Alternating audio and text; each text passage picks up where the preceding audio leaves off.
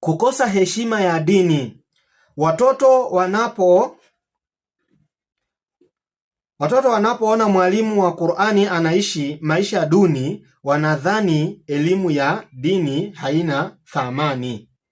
Kwa sababu unakuta walimu, imagine mwalimu anatoka kwake anatembea na miguu. Mwalimu anatoka kwake kiatu ametembea hadi paka imeisha, kama ya mlinzi wa jetini. Ametembea kiatu imeisha hadi paka imetoboka.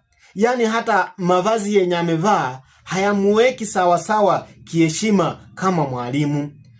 Kwa hivyo hata watoto nao wafundisha, yani hii dini inaonekana kama kuwa ni dini yenye dhuluma, ya kuwadhulumu viongozi, ya kuwadhulumu walimu. Kwa hivyo hata mtoto hata bado hata kama atasoma, anasoma lakini anajua hii dini kumbe hata nikisoma matunda yake nitavuna tu dhuluma, nitavuna tu maisha magumu, nitavuna tu mateso na kuteseka na kuvaa nguo iliyoraruka. Kwa hivyo tujaribu kuwastiri walimu wa dini. Tujaribu kuwastiri walimu wa madarasa. Tuwajaribu kuwastiri viongozi wanaoongoza dini ya Kiislamu ama kuendeleza imani katika dini ya Kiislamu, kuliko jinsi ambavyo tutajenga majengo mazuri ambayo ni masafi, lakini ndani yake walimu wanalala njaa,